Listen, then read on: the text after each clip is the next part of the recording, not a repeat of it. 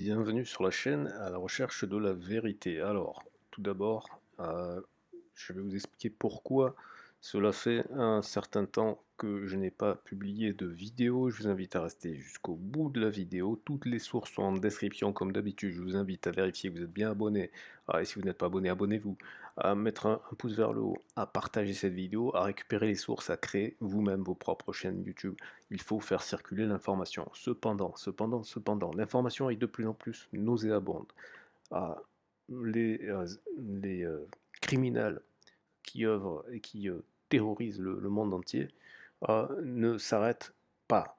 Ils augmentent l'intensité des provocations, comme on va le voir dans les différents tweets que je vais partager avec vous. Il ne faut surtout pas répondre à leurs provocations. Il faut au contraire se former pour être puissant. Le monde de demain, il est déjà en train de se bâtir. Et je vais vous apporter les preuves. Et la première chose que vous pouvez faire, c'est de vous former au Web3. Et pour ça, vous avez ce site qui est gratuit. C'est par contre tout en anglais. Si vous voulez que je fasse des tutoriels, dites-le dans les commentaires. Pour pouvoir tout de suite, même si vous ne voulez pas apprendre le code ou quoi que ce soit et que vous voulez commencer à utiliser le Web3, vous allez sur le site brave.com.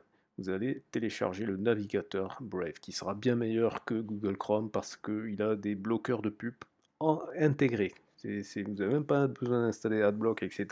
Tout est déjà intégré. Donc vous allez drastiquement améliorer votre, euh, votre navigation sur Internet. Et en plus, vous allez avoir un wallet, un portefeuille, un crypto wallet intégré sans que vous ayez aucun frais ou quoi que ce soit. Ensuite, si vous voulez aller un petit peu plus loin, vous avez Decenter. Decenter, c'est le même principe que Brave, c'est un navigateur web, sauf que lui, il a carrément sa propre blockchain. Donc vous allez avoir à nouveau un crypto wallet. Et le simple fait d'utiliser Decenter, si vous configurez votre wallet, et c'est gratuit, vous allez recevoir les jetons associés à la blockchain de Decenter. Donc c'est-à-dire que vous allez recevoir de la crypto gratuitement, simplement en utilisant, parce que ça bloque les pubs, parce que ça vous permet de vous familiariser avec les outils du Web3. Pareil, si vous voulez que je fasse un tutoriel, vous le dites, et je ferai un tutoriel là-dessus. Donc maintenant, on va enchaîner les tweets, et préparez-vous, parce que c'est chaud, c'est très très chaud. Alors on commence avec l'exilé qui nous dit: le seul Kanak sur la photo est porteur d'une enceinte JBL sur sa tête et n'a pas de casque. Donc là on voit Gérard Larcher, Yael Braun-Privé à la rencontre du monde économique de la Kanaki. Le monde économique de la Kanaki, le seul vrai Kanak qu'il y a, il est en arrière-plan et vous voyez, il est là, il n'a pas de casque et il porte une enceinte. Donc bienvenue aux colonies. Là, c'est Duval Philippe qui nous ramène 7 ans en arrière, lorsqu'il y avait le débat pour la présidentielle, de la première présidentielle de Macron,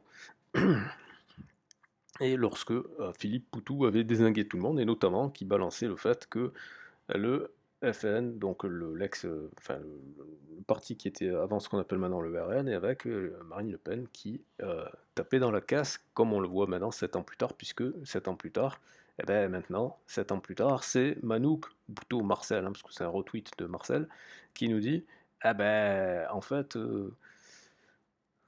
maintenant qu'elle va être punie, le parquet a demandé l'inéligibilité pendant 5 ans ou je ne sais quoi, eh ben maintenant ils font ouais ouais, les juges sont méchants. Voilà, donc ça c'est le même. Ok, donc là on a notre ami Juan Branco qui nous dit: les véritables responsables de la situation en Martinique sont les descendants d'esclavagistes. Les Ayos dominent aujourd'hui encore l'économie de l'île, aux côtés de quelques autres grandes familles béquées, après avoir empoisonné ses eaux à la chlordécone pour les 700 prochaines années. Ils vivent sans se mêler au François, le François c'est une commune, dans une pureté raciale revendiquée. CF la vidéo qui est en dessous. Leur monopole sur la distribution leur permet de fixer des prix en moyenne 40% plus chers que dans l'Hexagone sur l'ensemble des produits de première nécessité. Ils ne publient pas leurs comptes et n'en rendent à personne. Ils ont construit des empires qui s'étendent à la Guadeloupe, à la Réunion et en bien d'autres terres avec les mêmes outils. Ils ont, par exemple, attendez, hop, ils ont à Paris l'oreille attentive de tous, à commencer par Michel Barnier, hein, le premier sinistre. Les magistrats, les préfets sont leurs instruments, les populations locales, leurs aliments. Et donc là, dans cette vidéo, on a Monsieur Ayotte en 1960, qui dit au calme que les Békés, ce sont ceux qui sont les descendants des esclavagistes et qui sont restés à ne pas se mélanger, à se marier entre eux pour conserver la race pure. C'est lui-même qui le dit. Donc je vous invite à regarder ça. Et 40 ans plus tard, enfin plutôt 48 ans plus tard, en 2008, il dit encore la même chose. Et aujourd'hui, peut-être qu'il n'osera pas le dire devant les caméras parce que ça sera mal vu, mais dans les faits, ça n'a pas changé. Alors là, on a une pépite, Mustapha, qui nous dit l'ancien directeur du Mossad israélien admet qu'Israël a armé Al-Qaïda et d'autres groupes terroristes au Moyen-Orient. Voilà.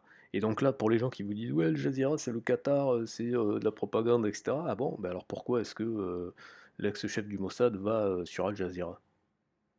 Voilà. Donc là, je vous mets juste le début, et puis vous avez le lien dans la description, comme ça vous pouvez aller voir par vous-même.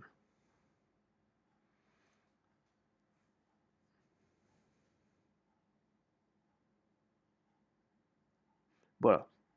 Proxy d'Al-Qaïda et ses rapports, donc, que l'Israélien combattant est aligné avec Al-Qaïda. Comme je disais avant, dans un contexte différent, c'est toujours utile de se battre contre vos ennemis de manière humaine.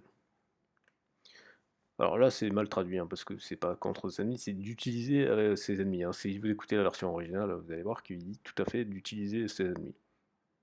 Et donc vous avez vu hein, que c'est, on le revoit ici, voilà, on va enlever les sous-titres parce que les sous-titres sont mal faits, l'ancien directeur du Mossad israélien.